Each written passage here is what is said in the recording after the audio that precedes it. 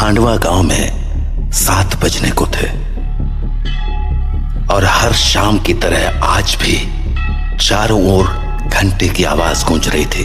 7 बजने वाले हैं, अपने अपने घरों की तरफ बढ़ते रहें। 7 बजने वाले हैं, अपने अपने घरों की तरफ बढ़ते रहें। हेलो जी राणा सा।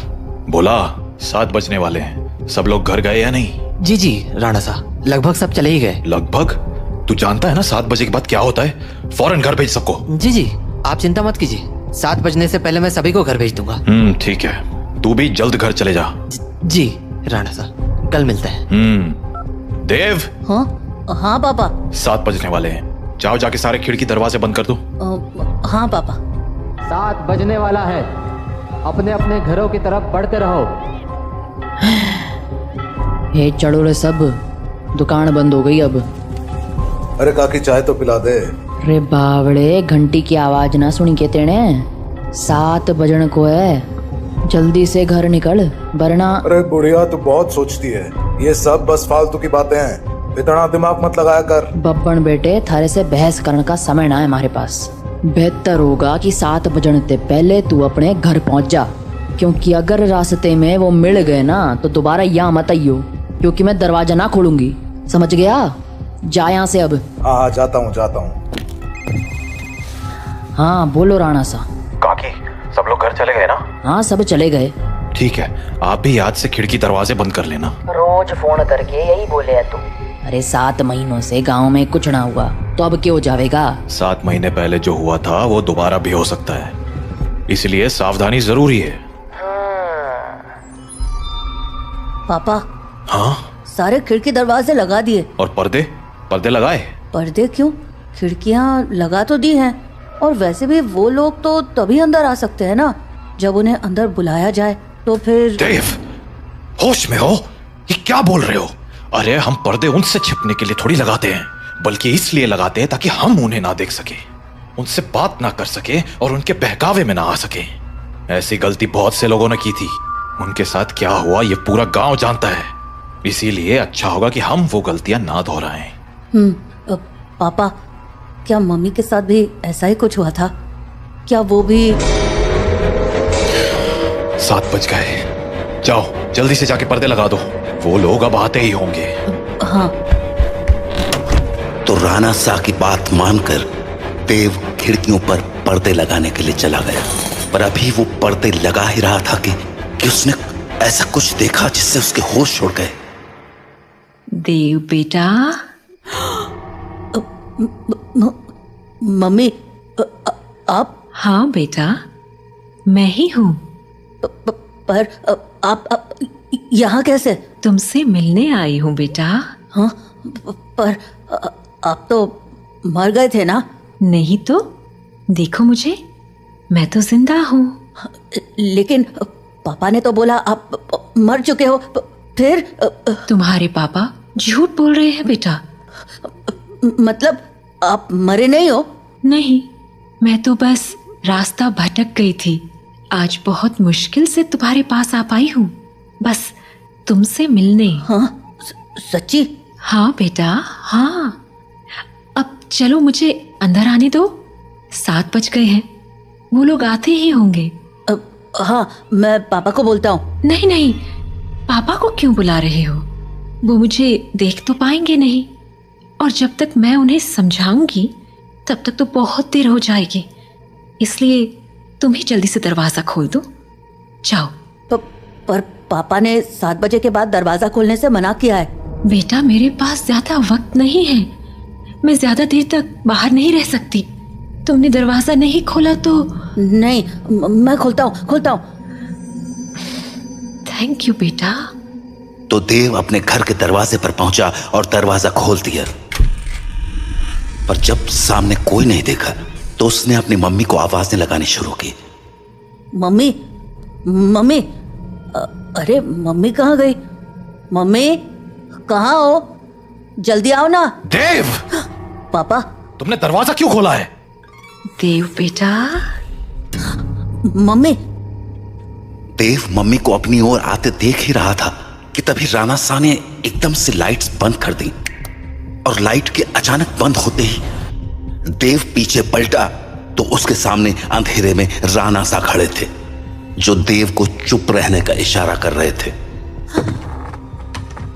देव बेटा, अरे कहाँ चले गए तुम? देखो मैं आ गई। मम्मी से नहीं मिलोगे? देव, देव। नंदिनी देव को आवाज लगा रही थी, पर वो वहां था ही नहीं, क्योंकि राणा सा ने उसे बगल वाले कमरे में छिपाकर दरवाजा बंद कर दिया था। पापा बाहर मम्मी थी और देव शांत हो जाओ, मैंने कहा था ना तुम्हारी मम्मी मर चुकी है। पर पापा उन्होंने बोला वो जिंदा है और देव बेटा, तुम अंदर हो ना? दरवाजा नहीं खोलोगे? तुम्हारी मम्मी आ गई, दरवाजा खोलो बेटा। पापा। श्श, कोई आवाज मत करो। लेकिन पापा, मुझे मम्मी से मिलना है। तुम्हें अगर सच में लगता है कि वो तुम्हारी मम्मी है तो उनसे कल सुबह मिल लेना, ठीक है? पर अभी के लिए शांत हो जाओ। राणा सा, ओ राणा सा, अरे मिलने दो ना मुझे देव से। कब तक झूठ बोलोगे उससे कि मैं मर चुकी हूँ? राणा सा, आप सुन रहे हो ना? पापा। बेटा बिल्कुल भी ध्यान मत दो और आंख बंद करके सो जाओ। पर पापा, मम्मी ये क्या बोल रही हैं? शांत रहो देव, कल सुबह मैं तुम्हें सब समझा दूंगा, पर अभी के लिए चुपचाप आंखें बंद करो और सो जाओ। तो देव अपने पापा के कंधे पर सर रखकर सो गया, और जब सुबह हुई तो राणा सा देव को आवाज लगाते हुए बोले, देव उठ जाओ, सुबह हो गई है। हाँ, सुबह हो गई तो मम्मी से मिल सकते हैं ना अब? आओ मेरे साथ, तुम्हें तुम्हारी मम्मी से मिलाता हूं। लेकिन जैसे ही दोनों कमरे के बाहर आए वहां कोई नहीं था। हाँ? मम्मी कहाँ गई? मैंने कहा था ना कि वो तुम्हारी मम्मी नहीं थी। पापा, वो मम्मी जैसे ही बात कर रही थी। बेटा मैंने समझाया था ना तुम्हें, पर्दे लगाने के पीछे की सबसे बड़ी वजह यही है कि हम उन्हें देख ना पाए, उनकी बातों में ना आ पाए, जैसे कल तुम आ गए। पर वो बोल रही थी कि वो मरी नहीं है, जिंदा है। अगर वो मर गई है तो यहाँ कैसे आ गई? एक काम करो, मेरे साथ आओ। हाँ? कहाँ पापा? बस चलो मेरे साथ, तुम्हें कुछ दिखाना है। तो उसके बाद वो दोनों गांव के लगभग बाहर चले आए, और वहां पहुंचते ही देव बोला, पापा हम लोग यहाँ क्यों चले आए? बताता हूं, पर पहले आस-पास देखकर ये बताओ कि यहाँ क्या दिख रहा है तुम्हें? यहाँ तो कुछ भी नहीं है। आसपास बहुत सारे पेड़ हैं, सामने गांव से बाहर जाने का रास्ता है, और पास में बब्बन भैया का घर है। तुम्हें कहीं पर कोई बस दिख रही है क्या? हाँ, वो उस तरफ एक पुरानी सी बस है। क्यों? बेटा ये वही जगह है जहां तुम्हारी मम्मी की मौत हुई थी। हाँ, उस दिन हमें शहर से लौटने में देरी हो गई थी और गांव पहुंचते पहुंचते सुबह के 4 बज गए। सूरज निकलने में थोड़ा वक्त था तो गांव के सभी घरों की खिड़की दरवाजे बंद ही थे, इसीलिए सुबह होने तक हमारे पास झाड़ियों में छिपे रहने के अलावा कोई चारा नहीं था। हम लोग एक झाड़ के पीछे छिपे ही थे कि मैंने तुम्हारी मम्मी की एक आवाज सुनी। नंदिनी, क्या हुआ? राणा सा, उन्होंने हमें देख लिया है, हमें कहीं और जाना पड़ेगा। हाँ, पर कहाँ? आसपास कोई घर है? घर तो है, पर मुझे नहीं लगता कि अभी कोई दरवाजा खुलेगा। तो अब क्या करें? वहाँ एक पुरानी सी बस है, हम उसमें जाकर छिप सकते हैं। हाँ ठीक है, चलो। तो हम दोनों फटाफट उस बस के पास पहुंच गए, पर फिर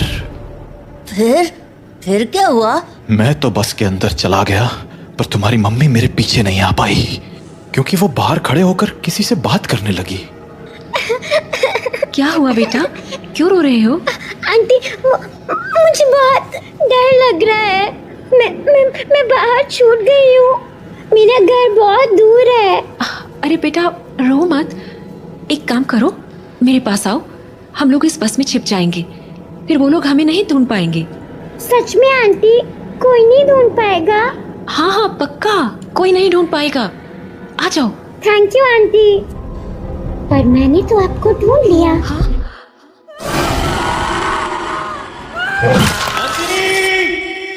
मैं नंदिनी को बचाने के लिए बस के बाहर जाने लगा, पर तब तक बहुत देर हो चुकी थी। बस को उन लोगों ने चारों तरफ से घेर लिया था।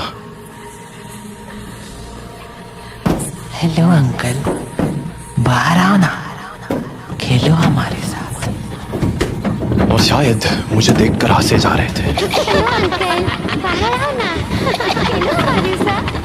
उन आवाजों को सुन मैं इतना घबरा गया कि अपनी जगह से हिल भी ना पाया।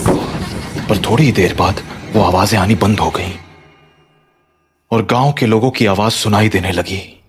मैं समझ गया था कि सुबह हो चुकी थी, तो मैं बस के बाहर निकलकर तुम्हारी मम्मी को आवाज लगाने लगा। पर वहां अब कोई नहीं था। मैं कई दिनों तक उसके लौटने का इंतजार करता रहा, पर वो नहीं लौटी। फिर जब गांव वालों ने मुझे बताया कि रात 7 बजे के बाद उन बाशिंदों के साथ नंदिनी भी शिकार पर आती है, तो मुझे इस गांव का एक गहरा राज समझ आया। क्या राज? यही कि जो लोग रात को इस गांव में आते हैं वो इसी गांव के रहने वाले थे, पर उनकी मौत के बाद वो ऐसे बन गए। मतलब कल जिसे मैंने देखा वो तुम्हारी मम्मी नहीं थी बेटा, क्योंकि मरे हुए लोग वापस नहीं आया करते, इंसान बनकर तो बिल्कुल नहीं। अपने पापा से बात करने के बाद देव के मन में बहुत सारी बातें चल रही थी और वो उन्हीं ख्यालों में खोया हुआ काकी की दुकान में बैठा हुआ था कि तभी हर तरफ से घंटे की आवाजें आना शुरू हो गईं। 7 बजने वाला है, अपने अपने घरों की तरफ बढ़ते रहो। चलो चलो, घंटा बज गया, निकलो अपने अपने घरों को। अरे बुढ़िया, तू फिर शुरू हो गई। बोला था ना ये सब फालतू की बातें। अरे बावड़े, दिमाग फिर गया है क्या तारा? जानता है ना 7 बजे के बाद बाहर के हुए कच्चा चबा जावेंगे वो बाशिंदे। अच्छा, और तुझे कैसे पता कि वो कच्चा चबा जावेंगे? क्योंकि आज तक जो भी रात को बाहर रुका है वो मारा ही गया है। अच्छा, फिर थारा राणा सा कैसे बच गया? हाँ, वो भी तो फंसा था ना रात को अपनी लुगाई के साथ। मैंने बोला ना, थारी फालतू बातें सुनने के लिए हमारे पास टेम ना है। जा निकल अब यहाँ से। हाँ हाँ, जाता हूँ। इतना कहकर बब्बन वहां से चला गया, पर बब्बन की बात ने देव का ध्यान जरूर खींच लिया था। तो वो भी अब ये सोचने लगा था कि उस रात उसकी मम्मी तो मर गई, पर पापा कैसे बच गए। वो ये सब बातें सोच ही रहा था कि तभी काकी बोली, अरे छोरे, हाँ बात ना सुनी क्या तूने हमारी? बोला ना घर निकल। जी काकी। तो देव हड़बड़ाता हुआ काकी की दुकान से बाहर निकल आया। वो घर के लिए निकलने ही वाला था कि उसके मन में एक और ख्याल आया और वो सीधा बब्बन के पीछे चल पड़ा। बब्बन भैया। क्या हो गया छोरे, कहाँ भागा चला आ रहा है? वो मुझे ना आपसे एक बात पूछनी है। पूछ। वो अरे जल्दी बोल, पता है ना 7 बजने को है। तू घर नहीं पहुंचा तो तारा बाप सर पीट लेगा। वो आप वहाँ काकी को बोल रहे थे ना कि एक रात मेरे पापा और मम्मी बाहर रह गए थे और मम्मी को तो उन लोगों ने मार दिया था, पर पापा किसी तरह बच गए। अरे तुम्हारे पास मारी ही बात दोहराने आया है के?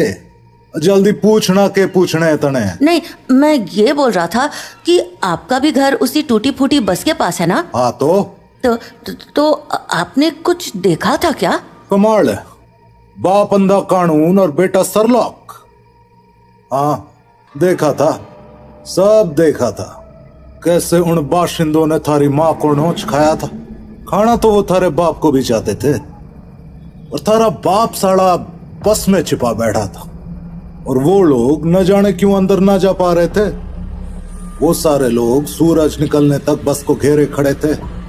कोई बस को पीट रहा था तो कोई चीख रहा था, पर अंदर कोई ना जा पा रहा था। पर वो लोग घुस क्यों नहीं पा रहे थे?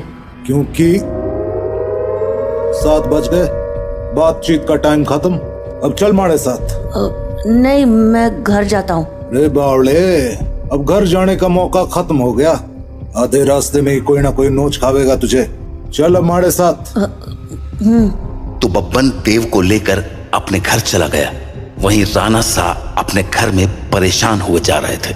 ये देव कहाँ रह गया? अब तक घर क्यों नहीं आया? काकी को पूछता हूँ। हेलो काकी। हाँ राणा सा, हमारे को लग ही रहा था कि थारा फोन आवेगा। सब लोग जा चुके हैं और दरवाजे खिड़कियां भी लगा ली हैं मैंने, इसलिए चिंता मत। काकी, देव है क्या वहाँ? हाँ देव, वो तो कब का निकल गया यहाँ से। देव घर नहीं लौटा है। क्या? तुम एक काम करो सा, बाकी लोगों को फोन करके पूछ ले, क्या पता देव किसी के यहाँ रुक गया हो। ठीक है। जहाँ राणा सा देव को हर जगह ढूंढे जा रहे थे, वहीं देव बब्बन के साथ उसके घर चला आया था। तो अभी वो दोनों साथ में बैठे ही थे कि देव को बाहर से एक जानी पहचानी आवाज सुनाई पड़ी। बब्बन, ओ बब्बन, देख मैं आ गई। ये तो मेरी मम्मी की आवाज है। सही पहचाना छोड़े, तारी मम्मी ही है बाहर। अब एक काम कर, यहीं रुक और यहाँ से तमाशा देख। तो बब्बन खिड़की के पास गया और पर्दे हटा दिए। हाँ छोरी, बुला रही थी ना मने, ले देख मैं आ गया। कितना इंतजार कराता है तू। इंतजार? अरे अभी तो आई तू।